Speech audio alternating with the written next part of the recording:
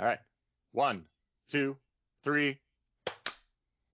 Close enough. Okay, that's not too bad. Oh, I think we're never really on. I was about to say, I think two of us were on point.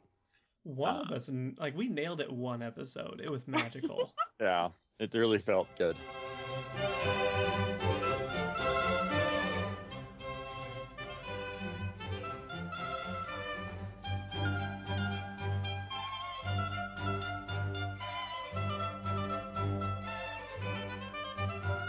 Hello, and welcome to Modern Metamorphoses, the podcast that takes a look at comics, prose, movies, TV shows, and other media involving the physical or mental alteration of its characters and metahuman or metahuman themes. Striving to be insightful, respectful, inclusive, this series will discuss adult material, but will itself be all access. Join us today as we look at how metamorphoses and media have evolved into the modern era. Thank you so much for joining us on this episode. I am the Transformation Comics and Prose creator, Dan Standing. I'm Alex Ford, the fantasy fetish researcher and scholar. And I'm the guest today. I'm the assistant. I make comics and do art and stuff like that. And welcome to Modern Metamorphoses, TA. Thank you. Yeah. My counterpart was here earlier, so now I'm here. Yeah, we had a great conversation with the producer, and I'm hoping that if you've listened to our episode then, that we do not have as extraordinarily a technological experience as we did then. I just think it's really funny also that he was like, I'm going to talk about werewolves, and I was like, I'm going to go on and talk about vampires. I mean, it's really been fascinating it's worked out that way, because honestly, werewolves and vampires are strangely not the realm that I had really on my radar to hit at all, honestly, anytime soon. So thanks to the two, we've brought what is a significant transformation theme into the modern metamorphoses. Yeah, so, I love vampires a lot, especially as someone who's kind of like gender fluid and like that kind of thing. I think vampires are always been that kind of romantic monster. So Does this mean the next movie we're going to watch is Van Helsing?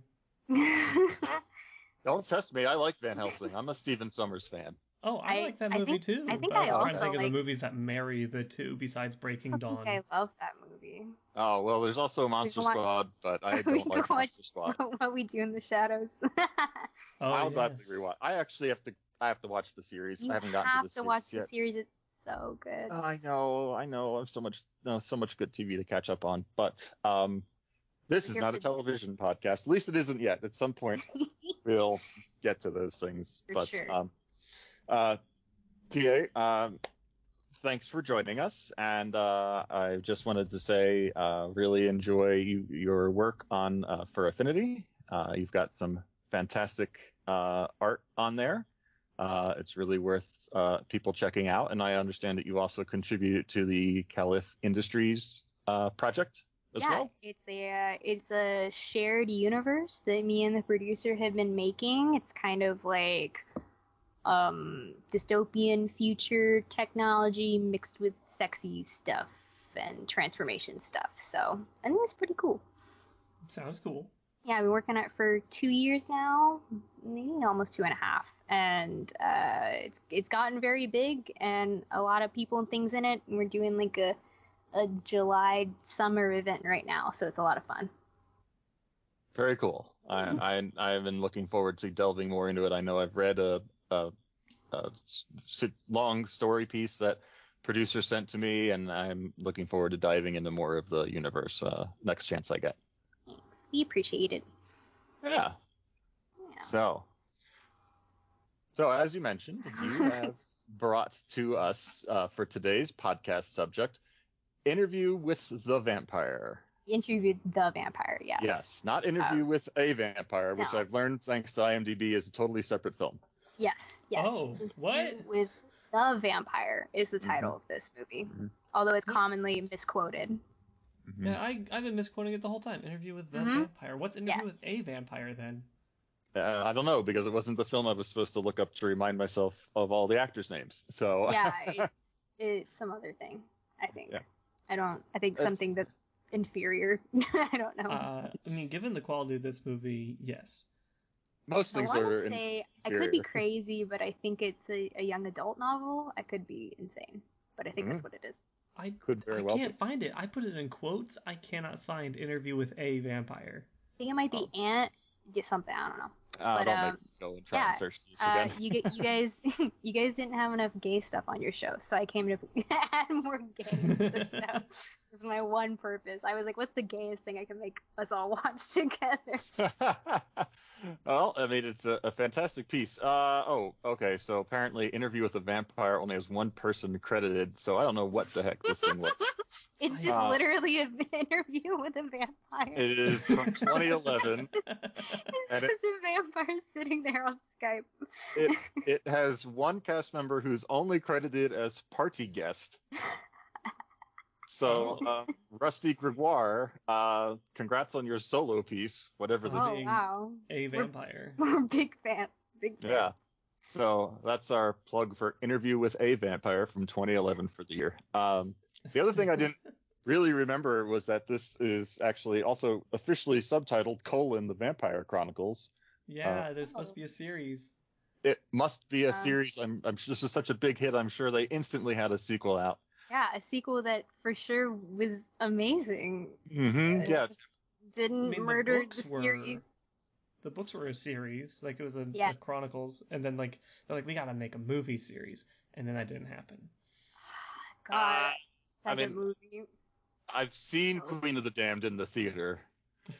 Oh, you saw it? You paid money to see it? I'm so sorry. I did pay money to see it because as we talked about briefly before the beginning of this film, I was a teenager when this film came out on Laserdisc.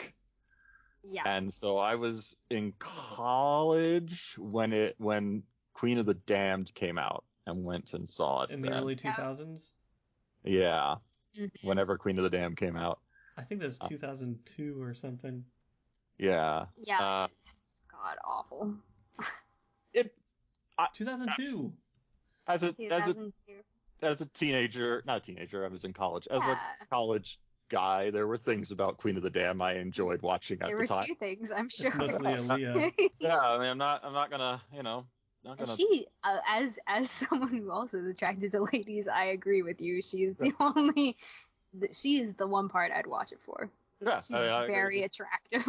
I want to watch it again just to see if it's like as bad as like I've trained myself to think it is. Oh, I assure you. Especially if you're watching them back to back, like trying to imagine that this Lestat is the same character is the most baffling thing you've ever done in your life. It's like the only thing. Reading the wiki article, like the plot summary, and that like threw me completely off because it's like it takes a diversion from the books, and I'm like, yeah, no shit, obviously.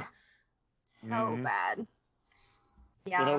We've never toyed with the idea of whether or not recasting between films is a type of transformation, but sometimes they justify it through that, like The Matrix did it. Yeah. The Matrix is a very trans-friendly film, so. But I mean, like the Oracle actress died after the first one, so when they came back, they're like, oh, sometimes we go through changes, and they're just. Well, I think if I remember right, Neo was originally supposed to go into a woman's body in the sequel. I think so. And it was actually meant to kind of like play on those like trans tropes anyway. And there's a lot of that's a different thing. But yeah, I can also talk about my love for gay shit in the Matrix. So. we could honestly touch on a whole bunch of stuff that the Wachowskis have done. And we'll have to approach their movies at another time though, because we We came here with a purpose for an interview, if you will. Yes, we are interviewing. Like Christian Slater. We came here for an interview. Yes, well, it's actually a very meta interview. It's an interview episode about Interview with the Vampire. So. It's very true. Yeah. So, let's dive into it then, since we've danced around the subject for a little while. Yeah. And I've listened to the podcast. I know we have to talk about something else for 8 minutes, then we'll get to it. oh, like any podcast, honestly. Like any podcast for sure. But all right.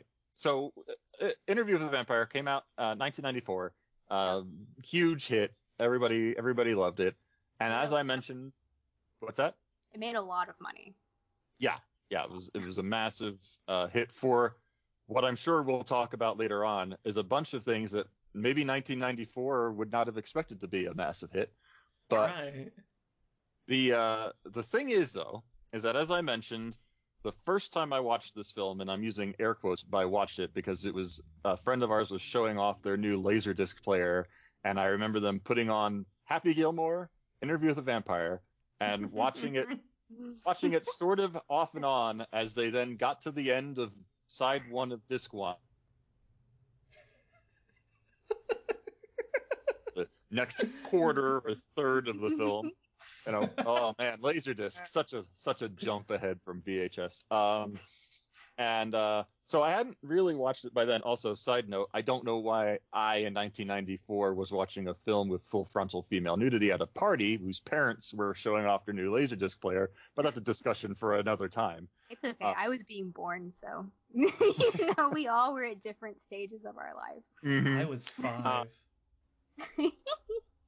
So the next stage of my life, though, when I rewatched Interview with a Vampire, was June of 2020. When I was like, hey, I want to watch this gay vampire movie today. Yeah. So it's been a quarter of a century since you've seen this movie. And boy, what a quarter of a century it has been, because in June 2020, watching a film where our main character within 10 minutes starts by saying, I was the master of a plantation in 1792, made me watching it alone with no one else in the room literally made me say out loud, well, fuck this guy. Yeah. Cancel this guy. Yeah. Cancel Louis. Yeah, and that is our main character, Louis, played by Brad Pitt, and it 100%, I know how I was supposed to watch this movie, but it 100% changed how I perceived protagonist and antagonist throughout this entire film. Well, I think that's very valid because, Louis is meant to be this kind of like tragic, almost like romantic character, but Louis at his core is like a pretty bad person also. Like people, okay, so two things about this movie is like that, like Louis is not a great person, Lestat's not a great person, but also like, this is not a love story. Like everyone talks about this movie as being like a love story between these two characters, and it's absolutely not. No, it's a breakup story, like escaping like an abusive relationship story.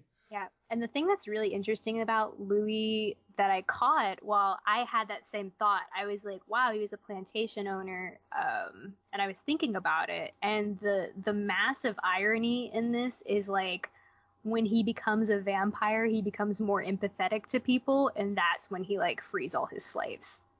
I thought that was like a really interesting thing to just think about. Yeah, like, he had to see life in a different way in order to see it. But he also was rather, I'm going to use a very choice term, he was flaccid about freeing his slaves. Yeah. Yeah. Like, there was I'll talk about that. Yeah, and it's very much like, it's the trope of like the romantic slave owner where it's like, I was a slave owner, but I was nice to them, and they all loved it. Yeah, the Lost Cause narrative is very deep in how he and his interaction with his slaves is portrayed, like his one slave he spoke to, and the rest were he ultimately extremely stereotyped. Yeah. Mm-hmm. Yes, and he ultimately even forsakes that person. So. Yeah. I had a brief back and forth with Dan about this where I was like, the greatest transformation this movie pulled off wasn't the vampires, it was what Anne Rice did to the South during slavery times. Yeah. She transformed it from that to, oh, no, see, he cares, and if he just says they're free, they're going to celebrate and do voodoo shit and be free. I will say, though, she did not write the script. She didn't? No, so she wrote the original script, but the producer rewrote it. Do you think she was better about it in the book? I don't know, because I actually don't have a knowledge that much of the books. I got into this movie like a few years ago, and when I started playing like Vampire the Masquerade and things that are like really inspired by it. Mm-hmm. But I'm not entirely sure how. The only thing I know about his character in the book was that he didn't have a wife and child at all in the book. Oh, that was just an asshole in his own right. Yeah, that was not a part of it. Like, he was blatantly gay gay in the book, and there was no, like, they kind of in this movie try to get all the men to be like, yes, they are, look at them, they are nice bisexual men who also kiss ladies. But oh, he's got a strong case of the not gays. Yes. Yeah. Like, we will throw a tight-laced bodice lady in here to get it past the censors, you know. He'll give her some smooches to prove he has the not gays. Yeah. But I will say, you know, to that, you know, pro or deficit, I don't know how much of that was her, because the producer did rewrite the script.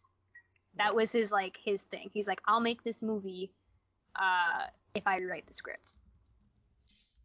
Interesting. I did not know any of that. And no, I do not know at all what his origin is in the books. But I didn't read the book. I watched the film. The movie is the fact of the character for the movie. Mm-hmm. And that's what we're going to focus on. Yeah, so I'm like, good on you, Louis, for verbally telling all of your slaves in Louisiana, you're good, go on, get out of here, because I'm sure that did a lot of good, you know. Yeah. It was kind of nice that he, like, burned, like, his whole, like, estate down and, like, that kind of thing. But ultimately, it was more of, like, a selfish thing. He did that. He's like, I can't control myself. And that's the only reason why I'm even really doing this. He just gave up again. He's like, I can't handle being a slave owner. I can't handle being a vampire. Life sucks both ways. That's the thing about Louis. Louis's character, it's all about indecisiveness. And it's that, like, that non-committal that makes everything just kind of fall away from his hands. Like, everything goes wrong because ultimately he won't commit one way or another. So let's. I'm extremely pleased that we've been able to put this tone to our opinion on Louis there, but we've bounced around a lot here. So let's just set some plot in motion here. So we have Louis as played by Brad Pitt. As we say, he's a fuck him plantation master, and he, as you said, he loses his wife and child, and goes on this malaise of basically trying to get himself killed by being an asshole to everybody. Yes. And no one will kill me. Yeah. They're like, oh, I'm an asshole. Come on, do it. Look at all that white privilege keeping him from getting shot. No one will murder me. It's so sad. So sad. Woe is me. I won't do it myself. Yeah. So then my personal hero in that regard shows up on the scene, which is I love that. Lestat. And it's Lestat. It's not like, I want to make sure it's not Lestat. I don't know. Lestat is how they say it. Lestat. Okay. So they sucked at doing the Southern Mississippi accent because they knew, one, both actors couldn't do it reliably, and two, if they did, nobody would know what anybody was saying. So they're doing the English pronunciation of French terms. So it's Lestat. They probably would say the Marquis. It pisses me off extremely, but we'll work with what they call him. He's Lestat. He's Lestat in this. He's Lestat. That's how they say it. And he is played by Tom Cruise. Now, before any of this happens, though, we have our framing device to the film, and that is everyone's favorite, Christian Slater. God, he is. Having even I get lost in Christian Slater's eyes. He has he and Louis and Christian Slater plays a character called Malloy, have sort of cat and mouse their way into this abandoned apartment where Malloy is interviewing Louis, and Louis is like, yeah, sure, I'll tell you, I'm a vampire and it sucks, and I'm going to tell you why. I'm a vampire is like the second line in the movie. It's pretty hilarious. It gets to the point. There's no fussing about it. It took like half of a Stephanie Meyer's book to get the word vampire out. And this one just like got us like with the first like 2 minutes. It's like, just, yeah, that's me. I got it. Yeah. I do. I feel like this comes from a 1990s way of thinking where like we had spent so many years in the 60s and 70s and even part of the 80s where it's a science fiction monster movie and we know what the monster is from the title, but we're not going to see it until like maybe the midway point in the shadows and then in the last 20 minutes of the film. And in the 90s, there was this like weird correction for this where it's like, you know what? Vampire is in the name of the movie. Yeah, you're going to get your vampire right up. Nobody else wants to wait for this anymore. We're just going to get it forward. You want your dinosaurs? Oh, yeah, sure. We're going to have one eaten by him in the first 30 seconds of the film. Yeah. You know what? We're just going to pump these guys out right now. That's pretty funny because I think some of the Jurassic Park people were the makeup artists for this movie. Oh, yeah? Yeah, they really were. That's hilarious. Nice. What a strange coincidence. I can't help but feel like they were like, that was the one time when they really understood like what was in the trailer.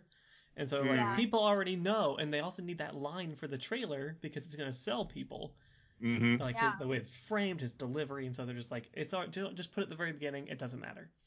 Yeah, I guess you'd have to like change the title of the movie entirely if you were going to try to be coy about it. Interview with You'll Find Out. Yeah, because this isn't K-Pax. Like, K-Pax are trying to spend the whole time trying to figure out whether or not he's telling the truth, and this one he's like, I am telling the truth, and watch. And then he does vampire things, and then we move on. Like they just want to like slap that on the table. This is not a counterfeit. Let's move on. Yeah, and I think the vampire powers are like super interesting in the Anne Rice kind of mythology. Yeah, it's interesting. You and I were talking about this also earlier, in that there's a kind of cherry picking of what are the old classic vampire powers we're going to stick with, but then the addition of some new ones. And then the idea that like your dark gifts are like different between vampires. I love all that kind of stuff. I think it's so cool.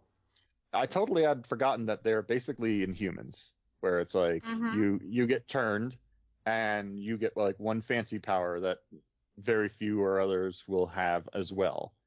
Yeah, and in this movie, it kind of, I don't know if this was the origin of it, but it's kind of that idea of you remain the exact same as the moment you were turned. And like your appearance can't change and like none of that happens. Down to the hair, Yeah. And the hair thing I want to touch on when we get to it, but let's not jump ahead too far, although that's pretty quick to come. So Lestat has been watching Oh, Woe Is Me, Louie, and I'm still not entirely certain of Lestat's actual intentions here behind him, other than Lestat just being bored. Again, I built for myself the narrative where Lestat was like, fuck this guy, I'm going to make him a vampire. He can suffer forever.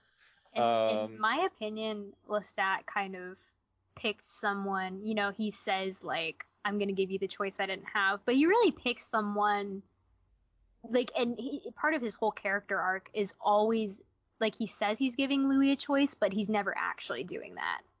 He's like, you have a choice, but you really don't. And Lestat is always, like, backing him into a corner. So I think part of, and, you also learn later that he can read minds. So he, is probably pretty aware of, like, what Louis is thinking all the time. And I think he picked Louis specifically because he couldn't say no to him.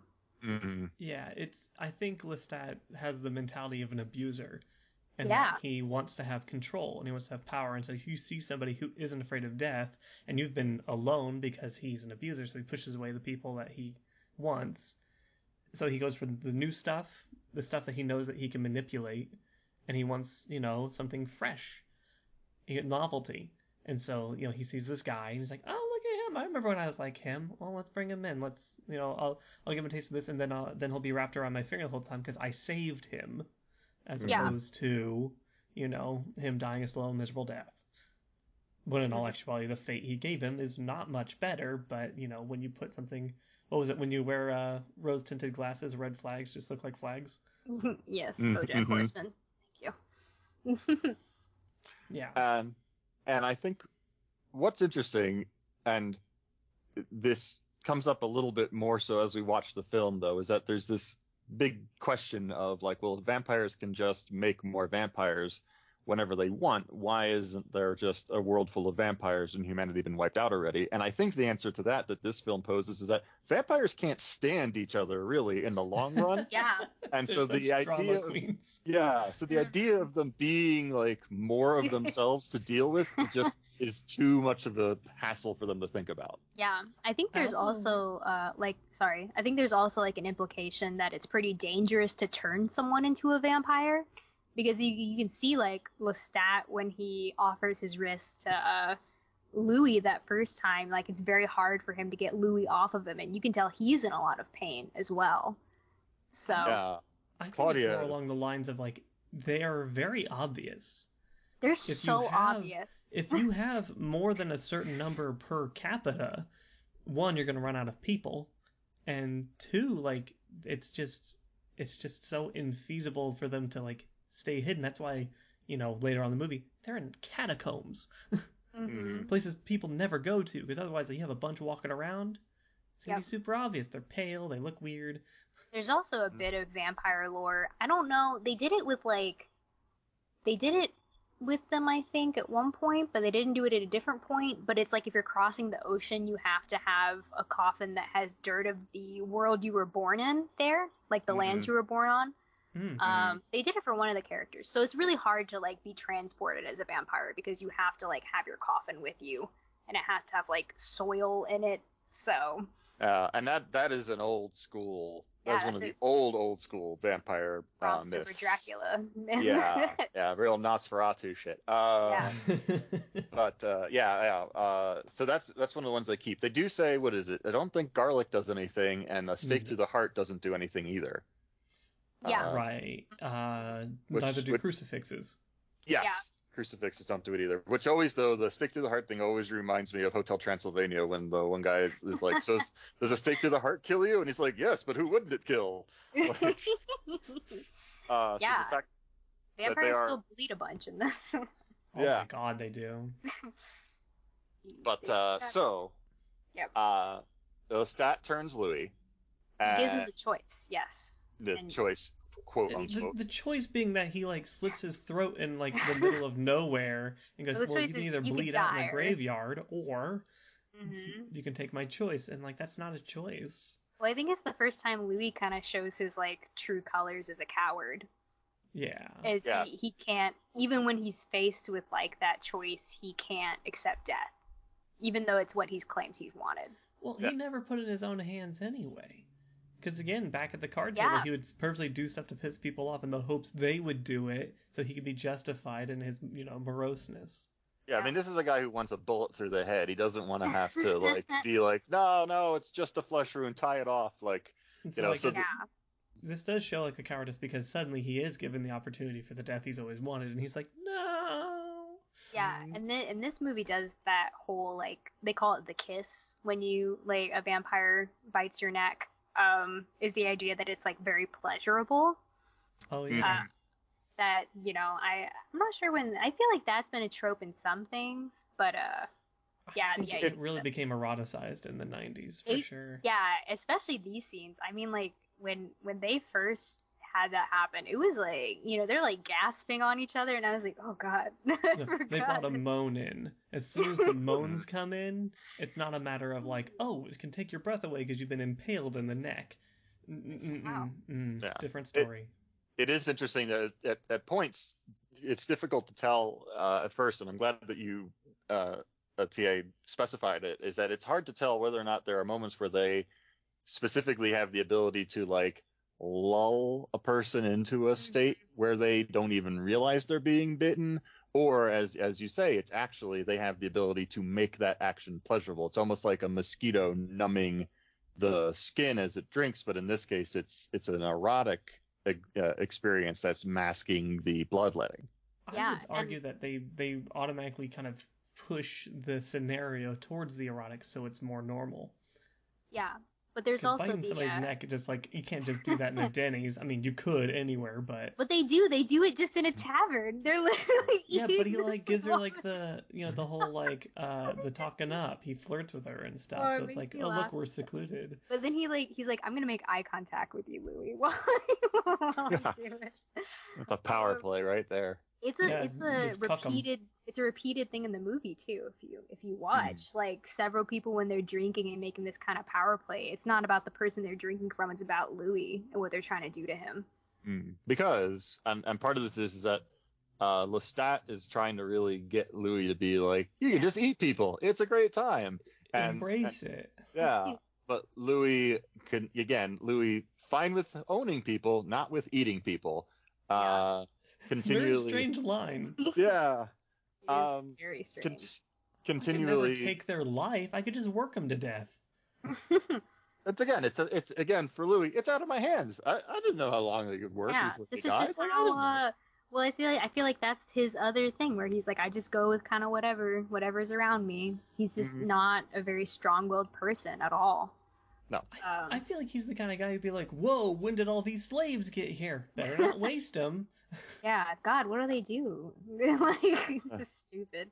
Yeah, and then there's no way that he didn't go to a slave market. There's no way that he didn't, do something to keep them working. There's no way that he wasn't a slave master. He wasn't just like, oh, they're just helping me out of their own beneficence. Yeah, and then another tangent. Part of the reason why it's so important that Lestat tells Louis to kill people is because in this vampire universe, you can't drain someone completely of blood. You have to either drain them to the point of death and let them die, because if they die while you're drinking from them, you'll go down with the blood, as they say. Yeah. Which is dead blood. Yep, dead blood.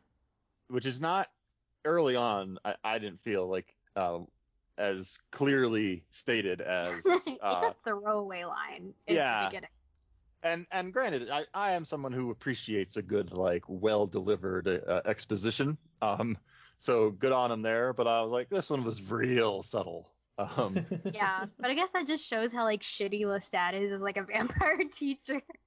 Yeah. Another reason why Lestat took Louis is because Louis has a mansion and slaves. Yeah. He lived a pampered life. Do you love the moment that he starts living with him? He's like, "This is our house. Look what you did to our house." That's what he says, and it's this so is our funny. Stuff. Every time he says it, I die. It's hilarious. He's just like, "This was our stuff." Yeah, but it is also our mansion. It is also again his abusive demeanor of I raised you up and now I'm here with our stuff. Of course it's my stuff. Look what I've done for you. I'm your dad. I made you and I can just as easily unmake you. Now get your slaves to feed us. Yeah. Also, vampires in this, I really like the design that they have 2 sharp teeth. I don't know if you caught that. They don't have just their canines being sharp. It's the tooth, it's the canine and then the tooth behind it too. That's the incisor. Yeah, and I thought that was such a cool addition. And let's take a pause here actually as we're talking about that, because sometimes we do try and approach my 3 things about transformation, which is cause, process, and impact. So, we've got our cause here of vampires make vampires, but also Louis being so forlorn, and Lestat wants a plaything, and he gives him his choice, and that's the cause. But we have our process here, which we do see, and then that's subtle, because vampires, of course, are a subtle transformation, but we do see it, and we do have visualization on multiple times of those teeth sharpening and stretching out. Yeah, and it's neat because it goes from, I think it's also leading into kind of the false promises and things. You have this really orgasmic kiss, this really pleasurable feeling, and then it's hey, do you want to be a vampire? Yes. Okay, now it hurts like shit. Now it's once you have this other very intimate exchange you feed from the other vampire, your body literally dies, and it's incredibly painful. I mean, he's screaming in agony. Yeah, he's writhing, and you see all the veins popping out his forehead, and then he goes still. And then the really cool morphing effect where they remove the blood from his body. And his eyes shift color really subtly. I went back and I watched that those 3 seconds a few times to see all the things that they shift over the the transformation at the very end when they're just laying on the leaves. His hairline changes, his eyes change, teeth change, the blood cleans up, his clothes get cleaner. Yeah. They actually got that vein effect. The reason why that vein effect looks so good is because they'd have the actors hang upside down for 30 minutes. And then they'd trace all the veins on their face. And that's why it looks so good. It's naturally where those veins lie on them. Huh. Yeah, it looks... They didn't just do it while they were hanging. And just filmed everything upside down. I want a picture of Tom Cruise and Brad Pitt like hanging upside down. I really need to see it. Like bats. Yeah. The other thing that I think is interesting about all this, and we learn about it later, and it brings to me a quote, and I forget where exactly this quote is from, but the quote goes is that God's blessing to woman was that she doesn't remember the pain of giving birth. Mm-hmm. And you find out that, I think it's Lestat, or no, Claudia mentions there later when they're turning another person that she doesn't remember going through the pain she's seeing this other person go through, that you forget it, like you don't remember it after the fact. And I just thought that was an interesting, weird continuation of like the birthing metaphor. Oh yeah. Yeah, and it kind of makes sense where he has his like super senses afterwards, and he's like picking up all these tiny details and like looking at everything. Yeah, or that like statues have this like sense of movement to them. Yeah. Wow. Which I really wanted them to show, and I was like, show me the statues moving, and no, didn't get. That's the thing that I didn't enjoy, is the fact that they like gave like a brief glimpse into like the senses of vampires, and then they did nothing to change like our view throughout. Yeah, it was nothing really stood out, and maybe it's like, you know, the House of, what's that movie, House on the Hill, the Netflix series of ghosts. Haunting of Hill House. Thank you. I know, because it gave me nightmares forever. Yeah, oh, no. Like they had like so many hidden things in every frame. Oh god, that was awesome. So, yeah, but they didn't do that in this, and it's a lot of wasted potential. It would also be a lot of money they would have to spend on that, though. Yeah, but that's where the good stuff comes from. Yeah, but I do think we are meant to be like humans watching them do these things too. Yeah, that's fair. I'll handle that.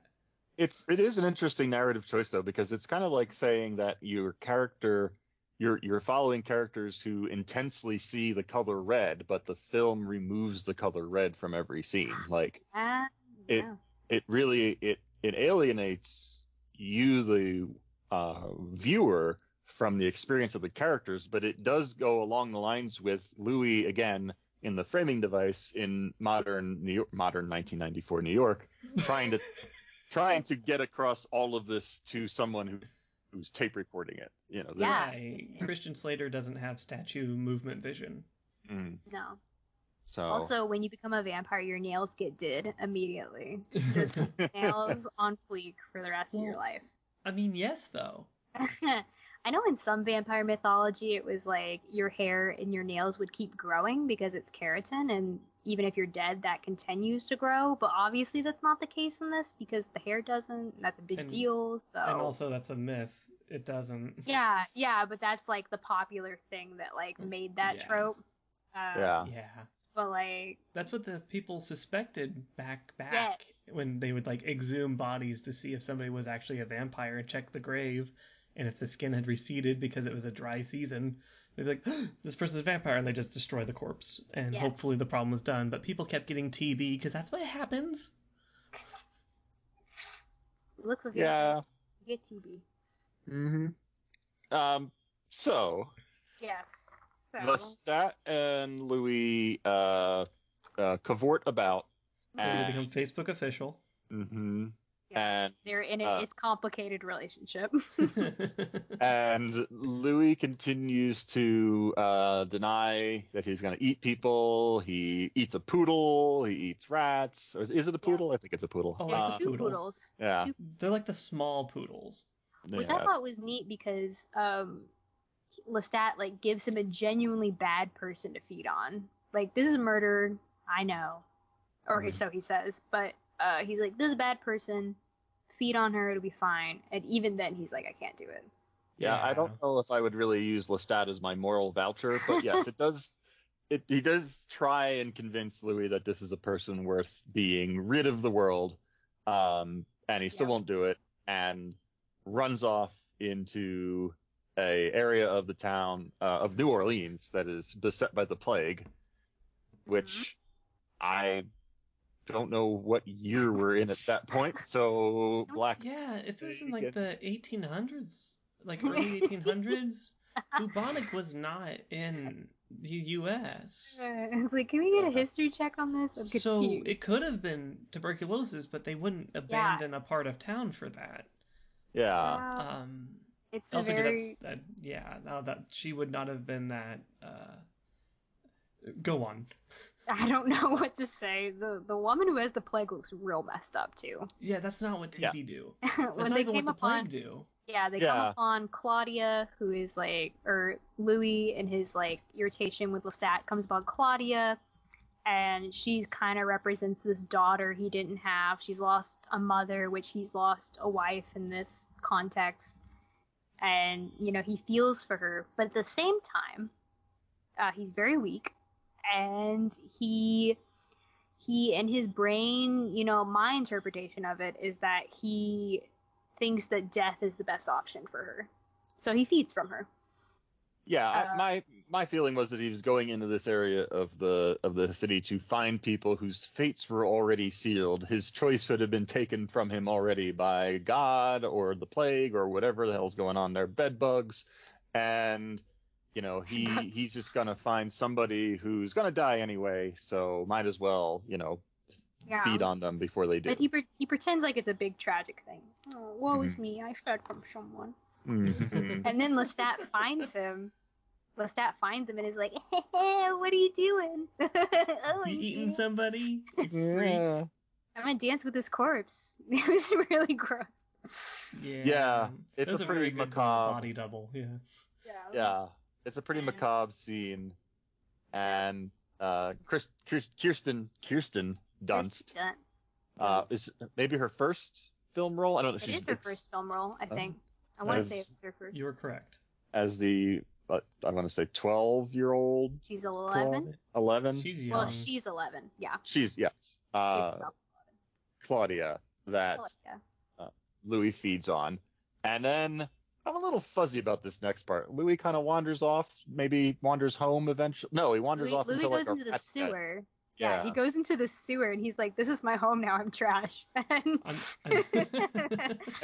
a sentence I agree with. He is trash. You're like, the movie ends here. Louis stays in the sewer.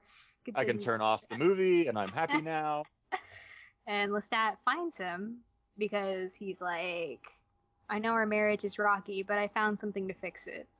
And children always fix marriages. Yeah, children, dogs, just get something like that together. It always works. And he brings him back to show that Claudia is still alive, still just hanging on. Yeah. And even in that moment, like, Louis can't turn her himself. He still doesn't do it. Like, that was really interesting to me. He's like, I still can't turn her because of his, everything he feels about it. Lestat's like, well, I'll turn her. Yeah, he phrases it like, you could save her life, but like Louis knows what that means. Yeah. Like there's all this manipulative language of just kind of like, it could be better. She doesn't have to suffer, all this stuff. It's like, meanwhile, Louis's been hating his life for like an unset amount of time. Mm-hmm. Yeah. God.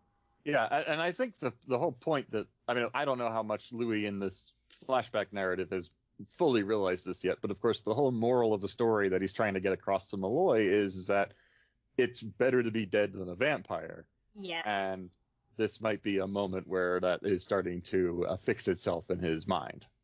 Mm-hmm. Yeah. And by the way, I looked it up. Typhus.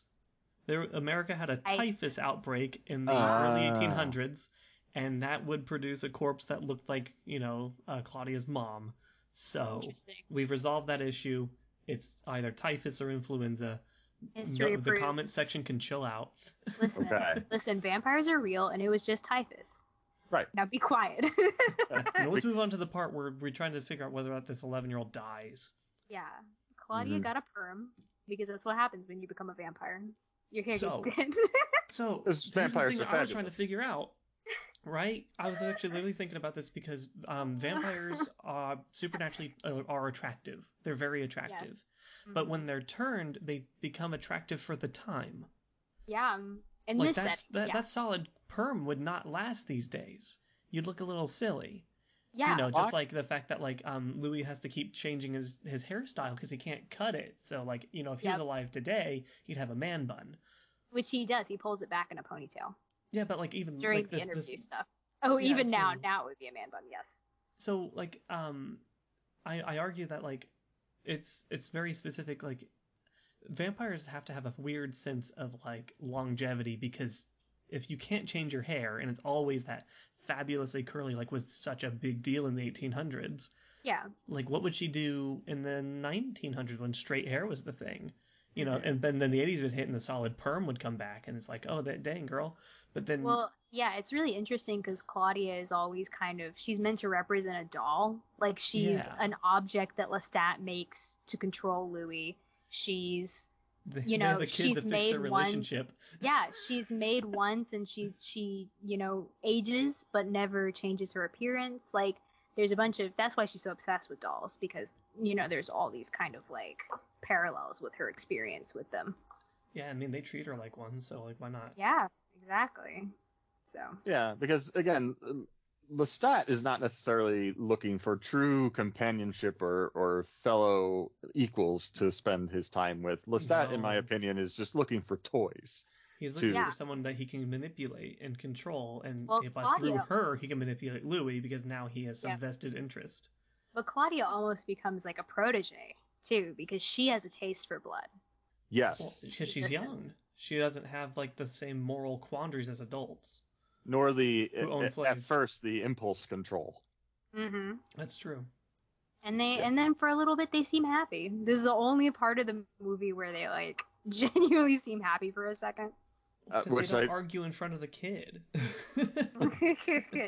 Which also includes a wonderful like sequence of events where you just keep seeing Claudia like constantly just eating people who annoy her. Oh, that sequence just murdering people without realizing, like, oops, shouldn't have done that. Yeah, all adults who like piss her off, and she's just like, well, and then Lestat just keeps going, not in the house. Yeah. Like, who's gonna make your dress? Oh. Damn it, I paid him in advance. Like, if this was a sitcom made in the same era, like every one of those Claudia, and then the Fox laughter would come up, and hands on hips. Yeah, we'd freeze in the credits. Yeah, that'd be like the end gag of every episode: is she eats the gardener, or she eats the thing. Yeah. I would watch that. I would totally watch that, actually. So we gotta watch What We Do in the Shadows then. Yes, I know. Yeah, I've never seen that. And then Claudia starts asking questions and wants to know what she matures. Is. Yeah, because it's 30 years, after. She's been like this for 30 years, and she starts asking a bunch of questions. And Lestat and Louis won't tell her anything. Lestat is like an asshole about all of it. Well, Lestat realizes that as she gets older and more like mentally mature, and accustomed to the tricks that he plays, the manipulative moves that he makes, he's losing control because his tactics won't work, and Louis isn't strong enough to stand up to her. Yeah, she's way smarter than Lestat. It's always kind of, go ask your other dad, and the other dad's just like, I won't argue with you, and it's like, oh shit. I won't argue with you. I don't have an answer for you. Yeah, but I won't ask your dad. And like, but I just, okay. And so, yeah, he has no patience. She's like asking, where do babies come from? Because that's a question that's supposed to come up. Where do vampires come from? Or even just like maturity, physical maturity. Yeah, there's a lot of questions here that she begins to ask, which neither of these individuals on any level of who they are is prepared to really be able to answer. Both from just the normal, like, why am I not advancing, like, all these other females that I see, what's going on with that. But then also because, and we get a little bit of this teased later, and this is the part in the film where it does start to kind of pivot towards its world tour aspect. Yes. They start to be like, well, we don't know any other, like, Louis like, I don't know any other vampires. The only vampire I know is Lestat, and Lestat doesn't want to share with them any information about, any other vampires for the most part. Like, he picks and chooses to share his information when it benefits him. Right. Yeah. And so Claudia decides she's sick of it and hatches her evil scheme to get rid of Lestat. Yeah, she's definitely along the lines of, like, we can't get rid of him normally because as an abuser, he'll snake his way back in. So we have to do the one thing that'll stop abusers. Mm-hmm. Kill him. And it's also mentioned that she's there. So there's I don't know if it goes into it in this, but there's like a concept where the blood is diluted as you like turn other people into vampires, and as it dilutes, you get weaker. I don't know if that's in this, but I think it might be because she, either because of her age or the blood dilution, like can't do things that they can do. I think it's a combination of not being trained how to do it. Like later on when she's like, I want you to turn a woman into a vampire for me. It's part of that is because it's a fraught process that requires knowledge of how to do it. Well, she knew how to do it, but she couldn't do it. She couldn't do it. Okay. I interpret it as I know it can be done. I do not know how to do it successfully. They had told her just a few scenes before. Okay. How to do it. Okay. Because Louis tells her everything when they go back. Right. Okay. And she says it. She says, I can't do it. You have to do it for me. Okay. But anyway, so they trick him in a very bloody scene. I was like, wow. And then probably continuing to make Louis Dan's favorite character. Louis sets the whole block on fire. Yep. Because again, I don't want to feel like I'm being flippant about this. It's a serious matter. Fuck those guys. He murdered so many people. He set that like massive fire, and it didn't even kill his dad. Like it didn't even work.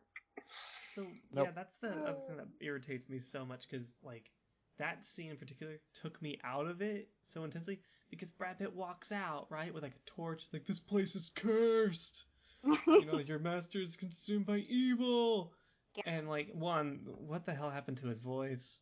Oh, that was awful. Yeah, like wasn't even remotely close to French accents like they're supposed to be. Like, nothing Creole about it. And then also the fact of like, he's just like, you're all free, and like then like what is that really gonna work? Like, imagine a slave just kind of like, but the guy who owned me before said I was free, so and every cop and every other owner and every other white person's like, I guess he's true. All right, cool, carry on. Look, he did something good. It is the worst, like, weird dilution of Lost Cause and like romanticized Southern belleism that you can really pull from it. It's like virtue signaling. It's like, look, he cares, but like nothing meaningful. Yeah, and not even with the consideration of like what this will do for the people he supposedly suddenly cares about. Like, not even providing with them what they really need to move on from this situation. Yeah, they're just gonna be slaves elsewhere or die. It'll probably make more sense too when the director was talking about this movie. He said I wanted to make it on an epic scale, something like Gone with the Wind. Oh. So if that doesn't explain some of those like racist savior stereotypes, I don't know what does. So Man. Is this film going to be re-released on HBO Max with a intro about its dated concepts? Because it should be. Mm-hmm. I would gladly write that, and I hate writing. Oh, and I meant to say that they threw him in the swamp. He didn't die because he ate an alligator, and then he came back. Right. Yeah. Like they slit his throat, and they stabbed him a few times. Yeah, and then they that desiccation scene was really cool, because like the effect of him like draining out and like uselessly flailing on the floor as he like shrinks in, like his skin sinks in and becomes like tallow or sallow. That's the word. Tallow's a fat. because they trick him because is it laudanum? What is it that? Laudanum. She has him drink from individuals that are already dead, but claims that the laudanum that killed them keeps the blood warm, so he doesn't realize that they are already dead. Yeah, because they die in their sleep, so they just look drunk. And then they die, and like, so it's not like any way that removes the blood or causes like, like the heart just slows down until it stops, instead of, abrupt or hypertensive or anything like that. Yeah. And then Louis just continues to set all his problems on fire instead of deal with them. I think that's very representative of his character. I think he is exactly the kind of person that's just like, instead of dealing with anything in any kind of real way, I just set it on fire. I can't fix this bridge. Let's burn it. That's what he does. He's not a good person. I like completely agree with Dan. Like, he's not a good person at all. I'm at this point kind of convinced that he didn't want to divorce his wife, so he set her on fire. No. He didn't have a wife. He just imagined her. That was his beard. He's like, I had a wife. Yeah, absolutely. Yeah, 100%. And then we got in an argument, and I couldn't deal with it, so I killed her. Yeah. So anyway, now we go to World Tour. Now we go across the sea. Yes, because they have, from some information about Lestat, figured out that he was turned. They do a bunch of research. They're doing research, and they go to the old lands, as they say, to try and find more like themselves, to learn more about their potential special abilities, and just basically, I think to help Claudia find some information about what her future is. Yeah, like how to be vampire and how to success as vampire. And then I really want to sum up this next part as Brad Pitt broke up with Tom Cruise and starts dating Antonio Banderas. Antonio Banderas, another individual whose eyes I will gladly melt into anytime. And he has the worst wig they could find. They're like, find me the most god-awful wig in existence. It's a dangerous wig. They're like, can you flat iron that wig a little more? Good. I think it's good now. I mean, given how successful that Theater of the Vampire seems to be, I'm sure he could afford a better wig. I think this has to be like a social commentary that the theater is all run by vampires. Like, that is such a funny thing. Oh my god. And also a really freaky scene. That scene is like, I was like, oh, this is super funny. The vampires are all the theater people. Ha ha ha. And then they have that really weird scene with the girl in it. And I was like, oh god, wait a minute. Yeah, they throw a single normal person in who's not in on it. Yeah. And it's like from the audience perspective, it's like, man, she's a really good actress. And then the answer is no. Yeah. And their titties? Yeah, this is the full frontal nudity bit that, again, I apparently watched on Laserdisc too long ago. If we want to get really meta about this, we're in an interview about an interview where there is a play about the narrative of the movie, wherein this girl is confronted with death and she embraces the arms of the devil, who then kills her anyway. Yeah. And when he does that, he makes eye contact with Louis again, just like Lestat did. It's like that very similar theme that keeps getting played. Yeah, there's always calling him out with her eyes. There's also, and I don't want to not bring this up, is that, and I don't remember what this character's name is off the top of my head, but there's this one vampire that's like the second in command of this organization under Santiago. Is that Santiago? Santiago's cool. I love his actor. Santiago's really neat. Yeah, who just does not have time for Brad Pitt's wishy-washy shit. Yeah, he's like a mime kind of. He's able to mimic people. He does like a Fred Astaire bit up this wall. That's Stephen Ray. Stephen Ray might be the actor. It is. Yeah, he's fantastic. Yeah. And they really couldn't film that scene well. I was like, can you just hold the camera still while he's doing this? No? Okay. Oh yeah, when he decides he's gonna Three Stooges up the underside of the bridge. Which is a technical marvel, but you know that they struggle with that because there's just dance on the ceiling. It's okay, well let's arrange the camera, let's arrange the ceiling, let's arrange everything so it looks like he's walking up the wall. I presume that this is the same camera trick that's been done in other things, where they mocked up the interior of the bridge in a room that actually rotates with the camera fixed. And like an Inception? I think it would make a lot of sense if you look at the camera and how shaky and weird it is in that scene and in the corner randomly. And it doesn't move. He kind of goes out of shot a little bit for a second, but they're not able to adjust the camera as it's probably literally upside down. And his little dance is a Fred Astaire reference, apparently. I read. Interesting. Fun. Yeah. So I really love that in the theater, all the vampires are dressed like it's like an homage to the vampire brides you see in Dracula. They're all hooded and they just he gives the sacrifice to them and they descend upon it just like the babies in Dracula. Yeah. So I was like, oh, there you go. That's interesting. I always thought it was like the Malabouge from Dante's Inferno. Oh, probably multiple things, Yeah. I didn't count how many demons there were, but if there were 9, then I've nailed it. There were more than that, I'm pretty sure. Well, then shit. I want to say there's 12. There's quite a few. Well, Armand's a classy guy. Dozen. So it does. Armand. Yes. Armand's a classy guy. I'm sure he's pulling from a variety of classical texts to give the people if they're in Paris at that point, right? Is that Paris? Yeah. Paris. Yes, the people of Paris, the utmost quality vampire murder theater that they can do, which is interesting though. So this is a theater that's packed with people, absolutely packed, and it's not a big theater, but it's absolutely packed. But I gotta ask myself, like, how many different skits where they murder a person does this theater have, or how often do they perform? Because that can't be it's got to get old eventually, or if the people don't know you're murdering somebody. Yeah, and even the woman in the audience is so infatuated with everything. She's like, "Take me, Mr. Vampire." Mm-hmm. They're so famous. I think it's just more of a stab at French or Paris society. This is the late 1800s, early 1900s. That might be that avant-garde movement. Yeah, mm-hmm. I think it's a very these people are so dumb they can't even figure this out. They're so snooty. They're like, oh, it's high theater. Yeah, I mean, murder is confronting death is such a classy concept. Yeah.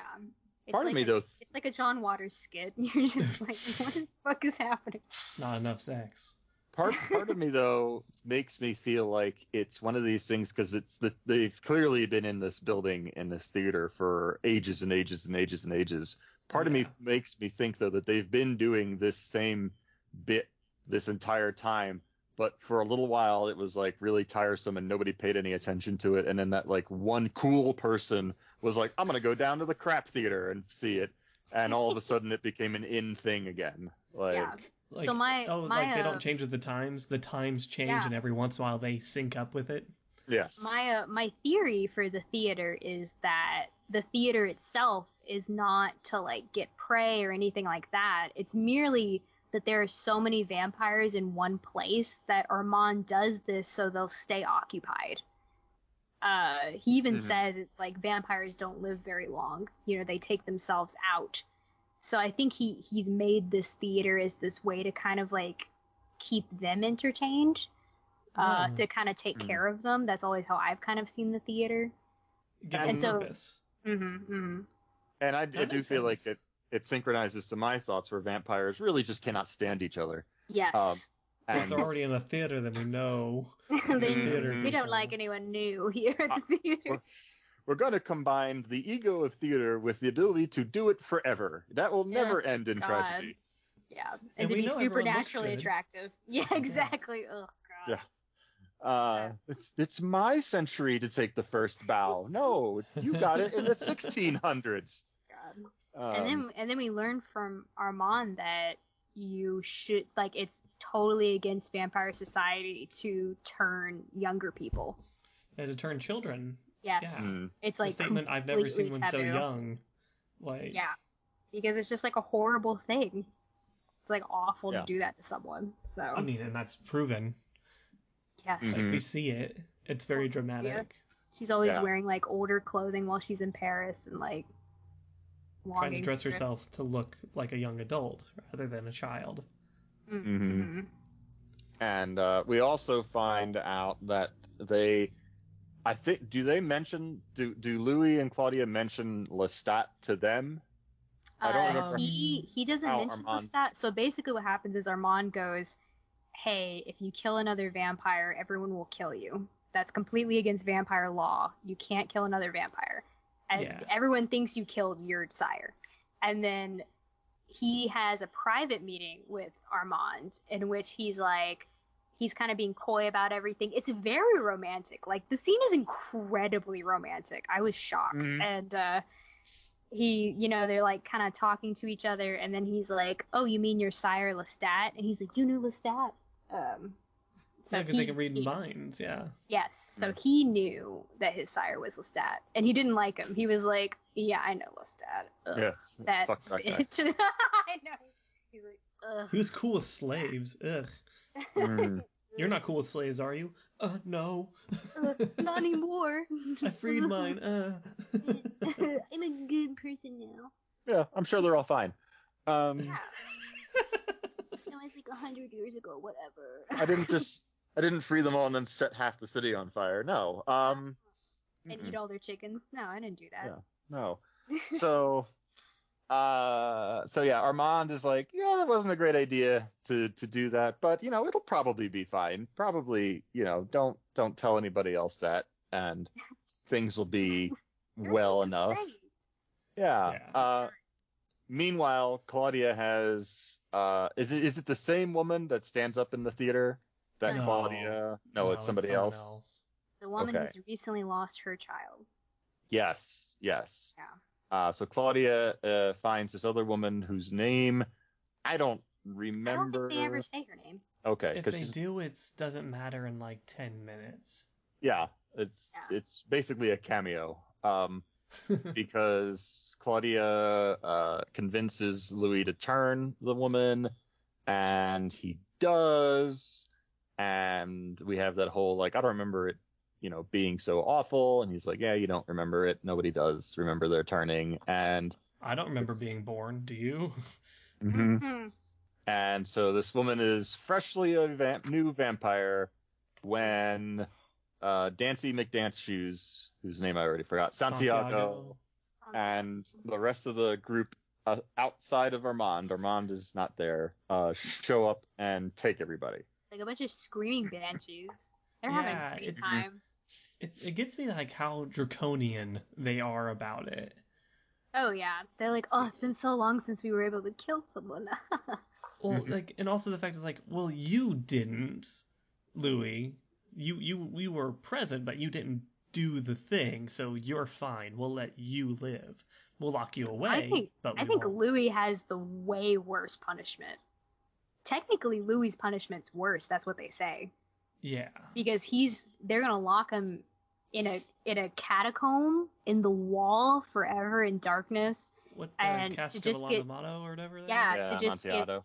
Get weaker and weaker and weaker and weaker. So this is where maybe you die.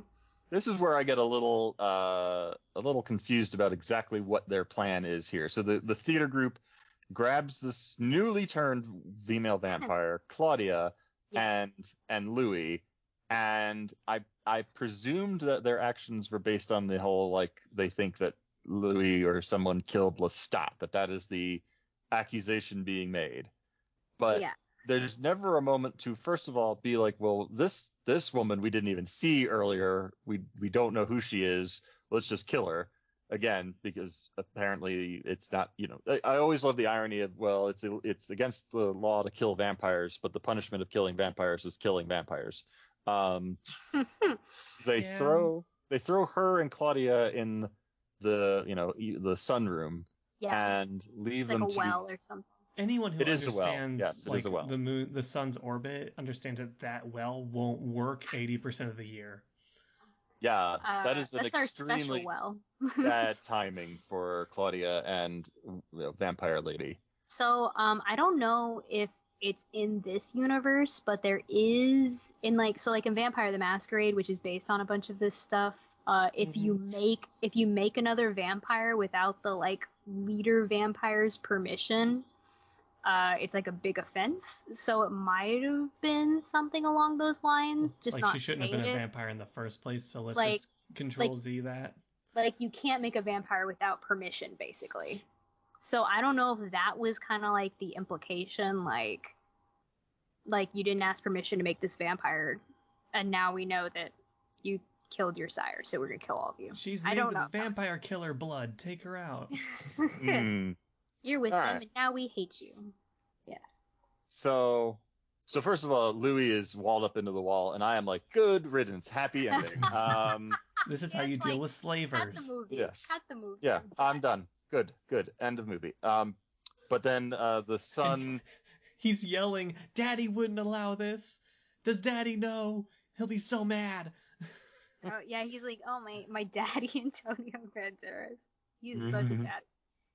Yeah, he's like, tell my boyfriend, he won't let you do this. Meanwhile, he's in the room, like, listening to all of this happen, and he's not doing anything. Yeah, Armando is basically the equivalency of just holding, like, curled up in the corner and rocking back and forth, just being like, it'll all go away on its own. It'll all go away on its own. Armand was, like, in the bathroom, and, like, they just did it really fast, and he's like, no, I gotta wipe, and then he, like, gets out, and he's like, what have you done? Well, it's during the day, and Armand waits until nighttime to go get Louis. He doesn't even deal with it, like, right then. Yeah. That made apparent. He's too beautiful to go out during the day. It's like, I could go, like, save my boyfriend, but, like, maybe I should make him wait some. Maybe I should really seal this in. I think Armand was, and it's later implied that Armand let that happen because he wanted Claudia out of the picture. It's implied. Yes. Yeah. Louis accuses him of it. Yeah, I got the impression both that and also that Armand was basically looking for a way of basically ridding himself of the other vampire theater, and knew that letting that happen would evoke act of vengeance from Louis. Oh, yeah, because he wasn't in the theater when all that happened. He knew he lives there, and he was like, nah, I'm good. Oh, yeah. You think that Armand lives there? Armand has a really, really nice chateau. Of course. This is like where I keep all my countryside. Like, you know that he doesn't live in the city. This is where I keep all those boys that look the same. That weird boy who drives my carriage, that 10-year-old boy. The sample. The sampler. The sample. Yeah. Oh, yeah, that's such a creepy bit. Yeah, and Armand is like... Yeah, and Armand is... It's so gross. Armand's like, Claudia's your lover. And he's like, no. Louis like, no. What the fuck is wrong with you now? Yeah.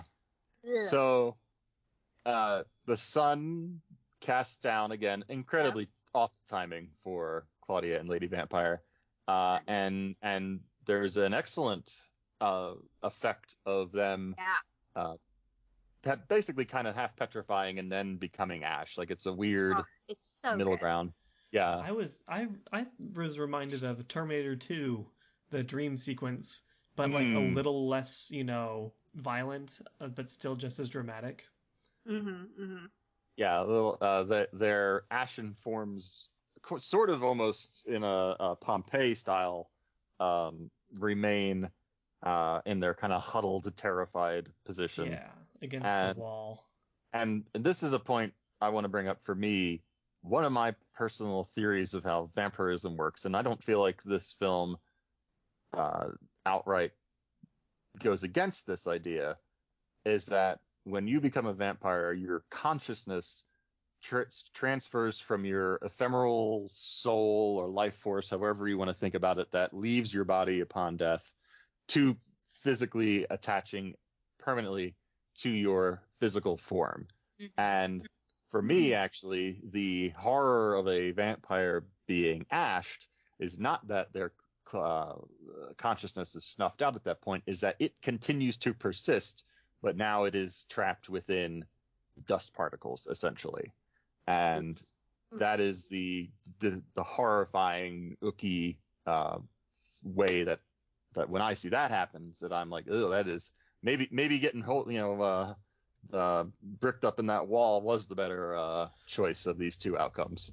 Yeah, you realize it makes a staggering amount of sense. Yeah. Like, given like every other vampire mythology, like how Dracula never dies, he's just like maintains his will and his parts, and like there's like lots of statements of we neither go to heaven nor hell. Like all these, like, that your soul is physically represented through the body, thus making you look supernatural.